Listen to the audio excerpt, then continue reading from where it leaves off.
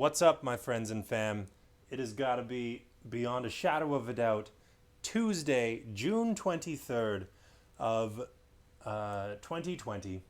It's definitely the future. And in the future, it's always bedtime, brother. Hi, folks. Welcome. My name's Colin, and it's bedtime, once again, in perpetuity. Goodness. Hello. How are you? I hope you had a lovely day. My day was good. I sent a few emails. I got a bit of work done, and just recently enjoyed a delicious meal of my new favorite food in the world: tofu peanut tofu lettuce wraps. I don't even know how to describe them quite, but it's this exquisite tofu sauce or peanut sauce that we mixed up with a bit of fried tofu, a bit of red pepper, a bit of cilantro. When we got it tonight was green onion.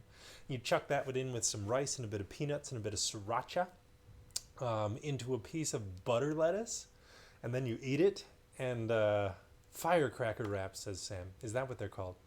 Nevertheless, whatever they're called, they're absolutely delicious. And to that effect, this evening's beverage is a hot cup of green tea to aid in digestion of the world's greatest food. I hope you're doing well. I hope you had a good day. Tuesdays, do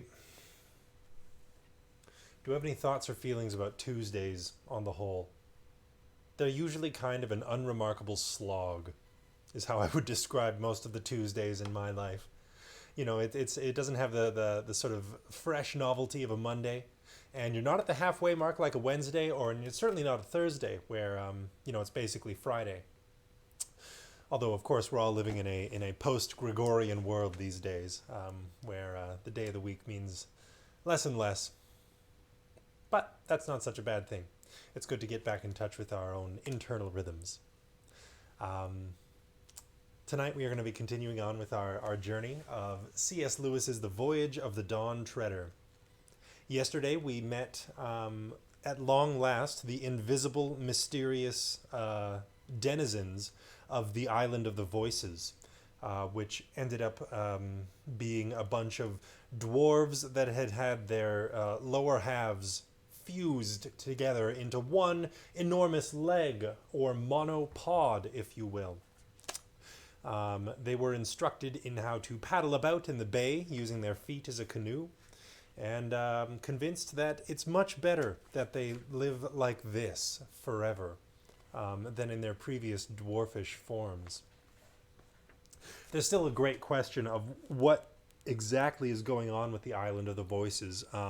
Aslan, it appears, had charged this magician, Koryakin, with stewarding, rearing. I'm not quite sure what the word is, but taking care of and guiding these yes men, these strange dwarves. And, well, I'm not convinced that he's doing a very good job, to be perfectly frank. Yeah, and that was the last chapter. I hope you're doing well. I hope you're cozy. I hope you've had a nice, lovely dinner, whether it involved lettuce and tofu or not. Colleen Frank says, just made it. Yes, happy to be here. Happy to have you, Colleen Frank. Welcome, welcome, welcome, welcome. Did anybody else, this is mostly for my Edmonton folks, did anybody else get out in that delicious summer squall we had this afternoon? We had driving rain and powerful winds for the space of about 20 minutes. And I took the liberty of a weird man with a patio to stand out in the rain and bask in nature's fury. It was exquisite and invigorating. And I strongly suggest that if you haven't been out in the rain for a little while, there might indeed be much to learn. The rain is a great teacher. Many memories in those droplets of water. Kenan Lance says, yes, it was wild. Yeah, it was excellent. We've been getting the odd rainstorm here in Edmonton since summer sort of rolled into town a couple of days ago, which is nice. But it's always comforting when the sky weeps, because it's what we've known it to do for all our lives. And if ever we were to go without rain for a great deal of time. I'm sure that would be far more concerning than any storm we might have to deal with. Cat Eyes Lucas says, just got to remember to take off my glasses first. JMet 2020, that's got to be Gray, says, hi, Uncle Colin. Wow, you even capitalized the C and the H and the I, the full meal deal. Hi, Gray. Welcome to the show. Good to have you. Nice and live here. I hope you're doing good, kiddo, and you had a lovely day. And I hope at least you got to step outside and play in the rain a little bit today. It was a rare storm, and it was absolutely enjoyable and invigorating. There's something about warm rain that really makes me personally feel connected to the seasons and the weather and the sort of cycle of things. I think it's good to get out in the weather once in a while. Now, as I was saying, we've just left the island of the voices, where there's a strange magician taking care of some stranger entities. I'm going to show you folks another picture, the picture of the Dufflepuds again, because I don't know. The conceit in the book is that both the magician and Lucy thought they were just so funny. The funnies you can see there on the other side of the page.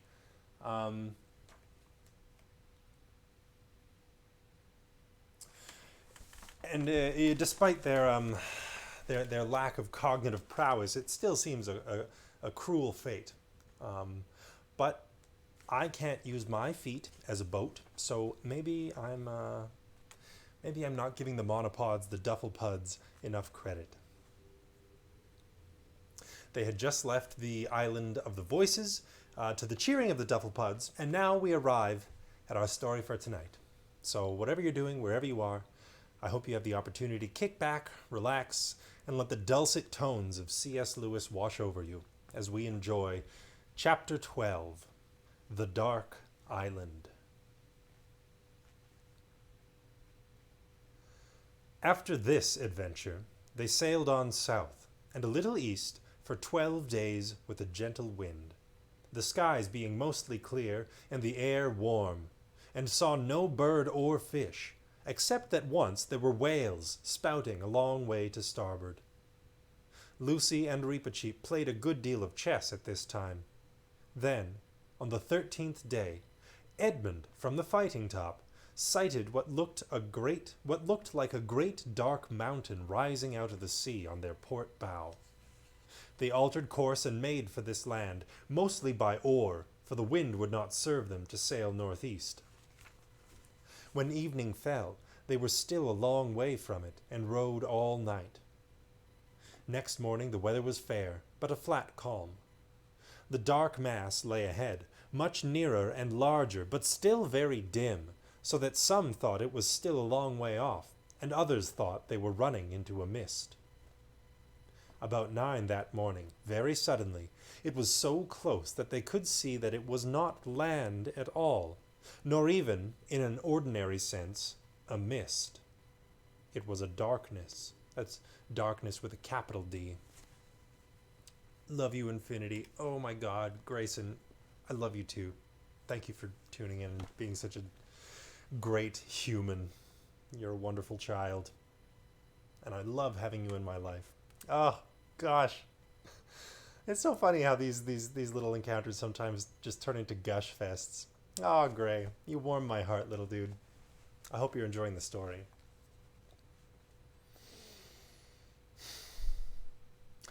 That's, again, darkness with a capital D.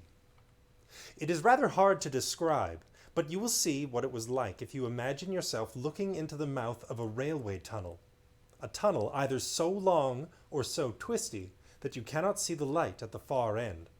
And you know what it would be like. For a few feet you would see the rails and sleepers and gravel in broad daylight. Then there would come a place where they were in twilight, and then, pretty suddenly, but of course without a sharp dividing line, they would vanish altogether into smooth, solid blackness. It was just so here. For a few feet in front of their bows, they could see the swell of the bright greenish-blue water. Beyond that, they could see the water looking pale and gray as it would look in the late evening. But beyond that again, utter blackness, as if they had come to the edge of moonless and starless night. Here is a rather foreboding image of this mysterious, inky darkness that our compatriots are sailing into. It reminds me of the wood cuttings from the Rime of the Ancient Mariner.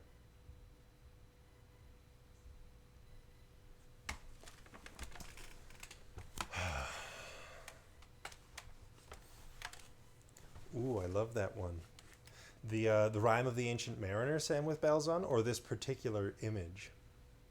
I know you have an excellent book that is a compendium of the woodcuts from the Rime of the Ancient Mariner, and I look forward to reading that on stream one day.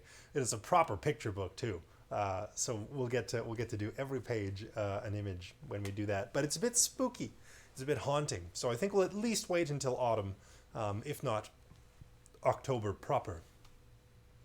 I meant the image, but also both. Maren Shea says, "Oh man, great composition." The woodcut one is the Highwayman, but I also have the Rime illustrated as well. Okay, I was getting them confused. I've read the Highwayman as well, but yeah, the art style is definitely aligned. Nevertheless, what a spooky magical blackness we're sailing into. Caspian shouted to the boatswain to keep her back, and all except the rowers rushed forward and gazed from the bows. But there was nothing to be seen by gazing.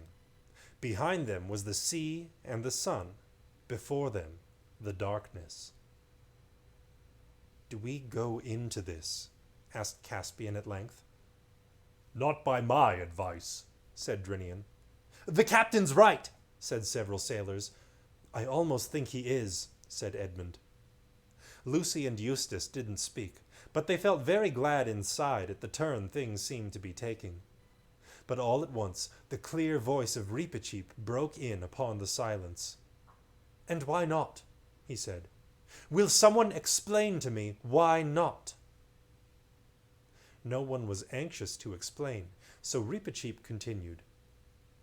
"If I were addressing peasants or slaves," he said, "I might suppose that this suggestion proceeded from cowardice.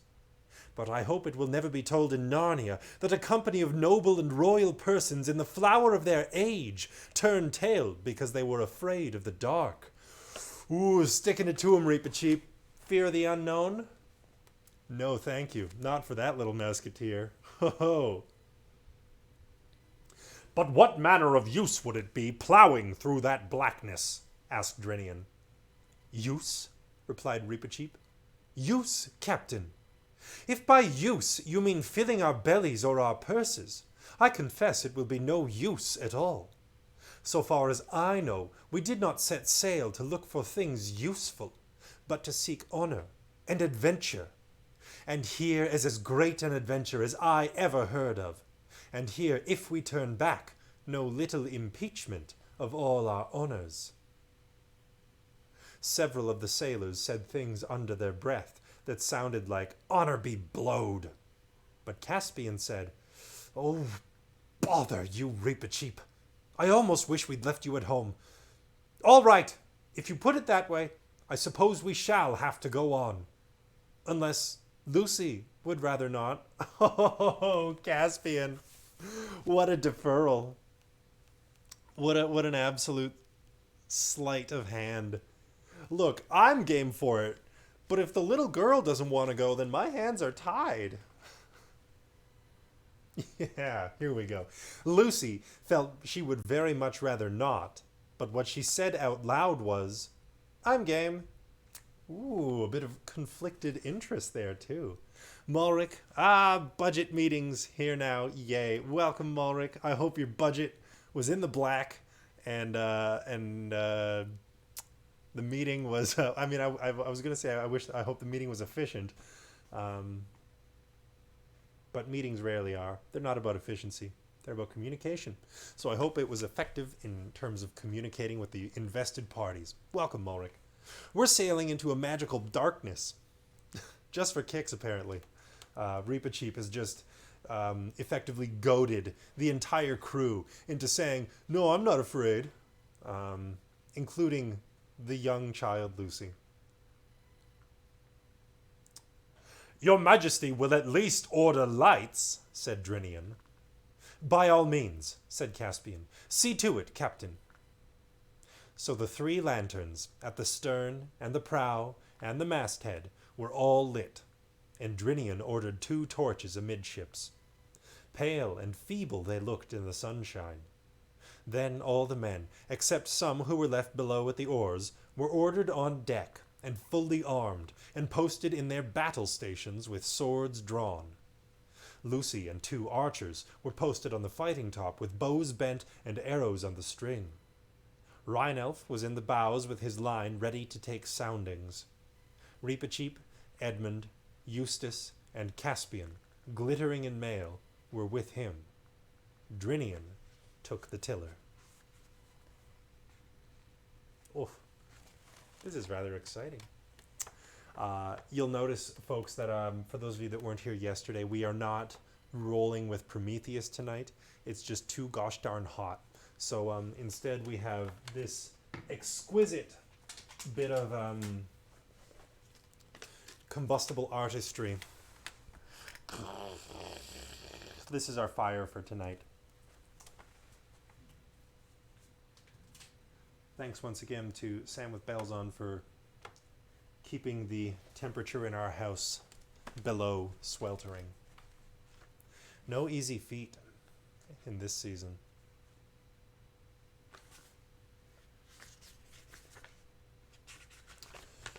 Here we are.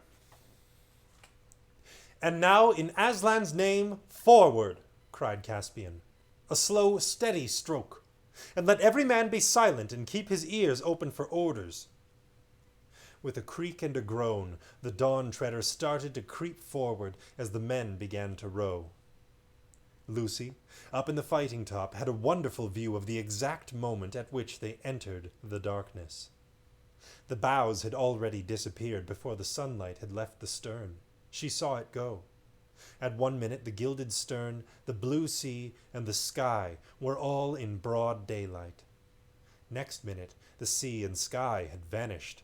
The stern lantern, which had been hardly noticeable before, was the only thing to show where the ship ended. In front of the lantern she could see the black shape of Drinian crouching at the tiller. Down below her, the 2 torches made visible 2 small patches of deck, and gleamed on swords and helmets. And forward there was another island of light on the forecastle. Apart from that, the fighting top, lit by the masthead light which was only just above her, seemed to be a little lighted world of its own, floating in lonely darkness. And the lights themselves, as always happen with lights when you have to have them at the wrong time of day, looked lurid and unnatural. She also noticed that she was very cold. Prometheus. Nice one, Marin. That's good. Oh man, I gotta do some Greek mythology at some point. I feel like I got a lot to say about Prometheus's legit younger, less talented brother, Epimetheus, who's a full-on character in the mythology. Prometheus means forethought, and Epimetheus means afterthought. And the 2 of them are heavily involved in the Greek cosmogonic myth in terms of the origin of humanity. And it's one of my favorite stories, just because they get such a bad shake out of it. Oh my god, those brothers. They do not come out well out of that story. Yes, mythology, at some point in the future. But for now, we sail on in the darkness. How long this voyage into the darkness lasted, nobody knew. Except for the creak of the rowlocks and the splash of the oars, there was nothing to show that they were moving at all. Edmund, peering from the bows, could see nothing except the reflection of the lantern in the water before him. It looked a greasy sort of reflection, and the ripple made by their advancing prow appeared to be heavy, small, and lifeless. As time went on, everyone except the rowers began to shiver with cold. Suddenly, from somewhere, no one's sense of direction was very clear by now, there came a cry, either of some inhuman voice, or else a voice of one in such extremity of terror that he had almost lost his humanity. Caspian was still trying to speak. His mouth was too dry, when the shrill voice of Reepicheep, which sounded louder than usual in that silence, was heard. "Who calls?" it piped. "If you are a foe, we do not fear you. If you are a friend, your enemies shall be taught the fear of us." "Mercy!" cried the voice. "Mercy! Even if you are only one more dream, have mercy! Take me on board! Take me even if you strike me dead! But in the name of all mercies, do not fade away and leave me in this horrible land!" "Where are you?" shouted Caspian. "Come aboard, and welcome!" There came another cry, whether of joy or terror, and then they knew that someone was swimming toward them. "Stand by to heave him up, men," said Caspian. "Aye, aye, your majesty," said the sailors. Several crowded to the port bulwark with ropes, and one, leaning far out over the side, held the torch. A wild, white face appeared in the blackness of the water, and then, after some scrambling and pulling, a dozen friendly hands had heaved the stranger on board. Edmund thought he had never seen a wilder-looking man. Though he did not otherwise look very old, his hair was an untidy mop of white. His face was thin and drawn, and for clothing only a few wet rags hung about him. But what one mainly noticed were his eyes, which were so widely opened that he seemed to have no eyelids at all, and stared as if in agony of pure fear. The moment his feet reached the deck, he said, "Fly! Fly! About with your ship and fly! Row, row, row for your lives away from this accursed shore!" "Compose yourself," said Reepicheep, "and tell us what the danger is. We are not used to flying." The stranger started horribly at the voice of the mouse, which he had not noticed before. "Nevertheless, you will fly from here," he gasped. "This is the island where dreams come true." "That's the island I've been looking for this long time," said one of the sailors. "I reckon I'd find I was married to Nancy if we landed here." "And I'd find Tom alive again," said another. Oh, the sailors. They have feelings too. "Fools!" said the man, stamping his foot with rage. "That is the sort of talk that brought me here, and I'd better have been drowned or never born. Do you hear what I say? This is where dreams, do you understand? Come to life, come real, not daydreams, dreams." There was about half a minute's silence, and then, with a great clatter of armor, the whole crew were tumbling down the main hatch as quick as they could, and flinging themselves on the oars to row as they had never rowed before. And Drinian was swinging round the tiller, and the boatswain was giving out the quickest stroke that had ever been heard at sea. For it had taken everyone just that half-minute to remember that certain dreams they had had, dreams that make you afraid of going to sleep again, and to realize what it would mean to land on a country where dreams come true. Only Reepicheep remained unmoved. Your Majesty, he said, "are you going to tolerate this mutiny? This poltroonery? This is a panic! This is a rout!" "Row, row!" bellowed Caspian. "Pull for all our lives! Is her head right, Drinian? You can say what you like, Reepicheep. There are things no man can face." "It is, then, my good fortune not to be a man," replied Reepicheep with a very stiff bow. A little bit of discord on the Dawn Treader. Cat Eyes Lucas says, "Oh, my childhood nightmare is an island. Wonderful." Yeah. Yeah, dreams are wild, man. They're the wildest things out there. It's There are a great many dreams that I would like very much to come true, but there are some which I'm quite content to be over and done with. Silep says hi. Hi. Welcome.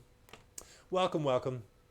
I assume you're just tuning in, so I'll catch you up to speed. We are currently sailing into an inky magical blackness, and we have saved some terror-stricken man from the water, where he was presumably drowning, but it didn't seem that way.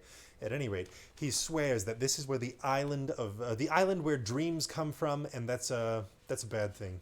That's bad news bears. So Reepicheep is busy scolding everybody for being cowardly, while the rest of them are being sensible and trying to get the heck away. So now you're up to speed. Welcome, Celeb. Good to have you. Lucy, from up aloft, had heard it all. In an instant that one of her own dreams, which she had tried hardest to forget, came back to her as vividly as if she had only just woken up from it. So that was what was behind them, on the island, in the darkness. For a second she wanted to go down to the deck and be with Edmund and Caspian.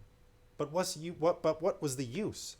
If dreams began coming true, Edmund and Caspian themselves might turn into something horrible just as she reached them. She gripped the rail of the fighting top and tried to steady herself. They were rowing back to the light as hard as they could. It would all be all right in a few seconds. But oh, if only it could be all right now. Though the rowing made a good deal of noise, it did not quite conceal the total silence which surrounded the ship. Everyone knew it would be better not to listen, not to strain his ears for any sound from the darkness. But no one could help listening. And soon everyone was hearing things. Each one heard something different. Do you hear a noise like a huge pair of scissors opening and shutting over there? Eustace asked Rhinelf. Huge pair of scissors. Clock tower. I'll bet you this kid's played Clock Tower.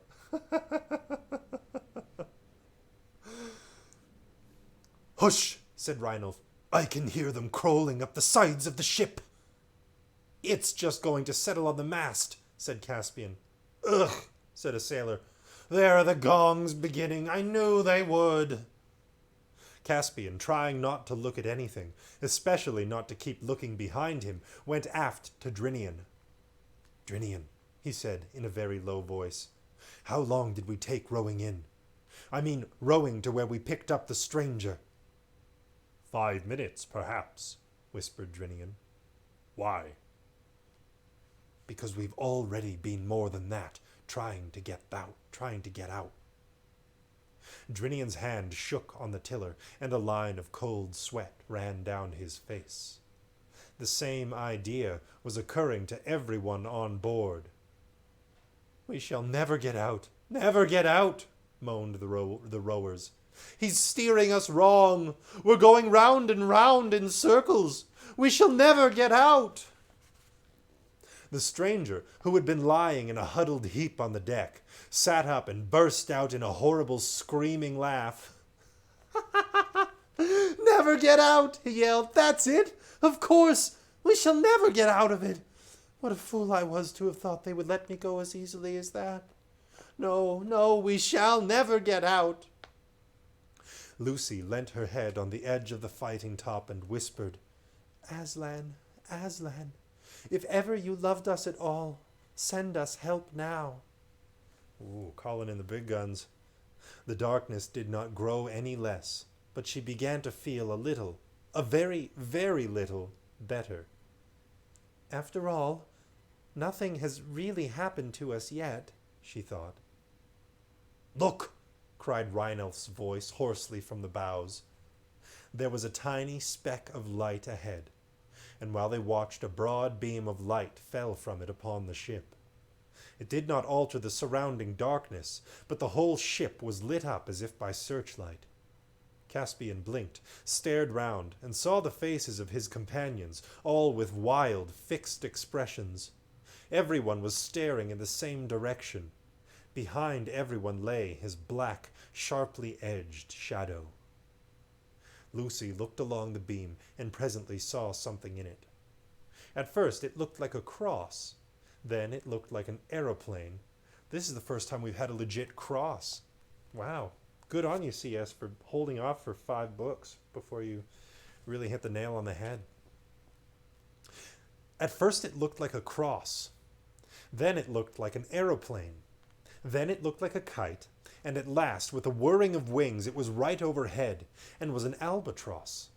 Oh, an albatross. Oh my God, we were just talking about the Rime of the Ancient Mariner. You guys, the universe makes sense. Sometimes too much sense for my liking. It circled 3 times round the mast, and then perched for an instant on the crest of the gilded dragon at the prow. It called out in a strong, sweet voice what seemed to be words, though no one understood them. After that it spread its wings, rose, and began to fly slowly ahead, bearing a little to starboard. Drinian steered after it, not doubting that it offered good guidance. But no one except Lucy knew that as it circled the mast it had whispered to her, "Courage, dear heart." And the voice, she felt sure, was Aslan's, and with the voice a delicious smell breathed in her face. In a few moments the darkness turned into a grayness ahead, and then, almost before they dared to begin hoping, they had shot out into the sunlight and were in the warm blue world again. And all at once everybody realized that there was nothing to be afraid of, and never had been. They blinked their eyes and looked about them. The brightness of the ship herself astonished them. They had half expected to find that the darkness would cling to the white and the green and the gold in the form of some grime or scum. And then first one, and then another, began laughing. "I reckon we've made pretty good fools of ourselves," said Rhinof. Lucy lost no time in coming down to the deck, where she found the others all gathered round the newcomer. For a long time he was too happy to speak, but could only gaze at the sea and the sun and feel the bulwarks and the ropes, as if to make sure he was really awake, while tears rolled down his cheeks. "Thank you," he said at last. "You have saved me from... But I won't talk of that. And now let me know who you are. I am a Telmarine of Narnia, and when I was worth anything, men called me the Lord Roop." "And I," said Caspian, "am Caspian, king of Narnia, and I sail to find you and your companions, who were my father's friends." Lord Roop fell on his knees and kissed the king's hand. "Sire," he said, "you are the man in all the world I most wish to see. Grant me a boon." "What is it?" asked Caspian. "Never to bring me back there," he said. He pointed astern. But they saw only bright blue sea and bright blue sky. The dark island and the darkness had vanished forever. "Why," cried Lord Roop, "you have destroyed it!" "I don't think it was us," said Lucy. "Sire," said Drinian, "this wind is fair for the southeast. Shall I have our poor fellows up and set sail? And after that, every man who can be spared to his hammock." "Yes," said Caspian, "and let there be grog all round. Hey-ho, I feel I could sleep the clock round myself." So all afternoon, with great joy, they sailed southeast with a fair wind. But nobody noticed when the albatross had disappeared. And that is the end of our story for tonight. Oh. Gray says, "I sent you a message." Celeb bombs in with 11 or so purple hearts. Yo. Whoo-wee! That was fantastic. Sorry about that. Oh no, don't be sorry, Gray. I like your messages. I don't have the chance to check it now unless it's right here in the chat. But I'll write you back as soon as the show's over, okay? Um, Woohoo. Yeah, that was awesome. Again, there's this sort of recurring motif of Aslan showing up and guiding people gently to the right path, or reassuring them, or dispelling the darkness in one way or another. And it's kind of like in Lord of the Rings if Gandalf showed up every other chapter instead of just like 4 times in the whole book. Um, it's cool. I dig it. Everyone should always listen to Lucy. I agree, Sam, with bells on. The interesting thing there is that Lucy is always right because she always listens to Aslan. Or she, at least, at the very least, seems to have a greater affinity or attunement to him than the rest of the gang. Certainly in the last book we read, there was the bit about Peter and Susan being too old to return to Narnia. Um, at least, this time around. We'll see if they ever make it back again later in the future. Lucy is a cleric? Heck yes. She is in good favor with Ogma, um, or Pelor, or any of the other lawful good deities of the Wizards of the Coast Dungeons and Dragons universe. Um, this book has reminded me of heavily of the rhyme of the Ancient Mariner, which, for those unfamiliar, follows the plight of a, well, not to mince words, but doomed crew of a sailing ship after they strike down just such an albatross with a crossbow. Um, it was a good omen, and they smote it most heartily with a machination. And they spend a good 40 pages of verse getting absolutely wreck-a-ronied by the winds of fate. It turns out okay for the narrator, but we'll eventually read that book on stream here too. Well, everybody, I guess that's it. I think that's all we have for tonight. We'll be back tomorrow evening with chapter 13. Can I tell you what it's called? Why, I'm so glad you asked.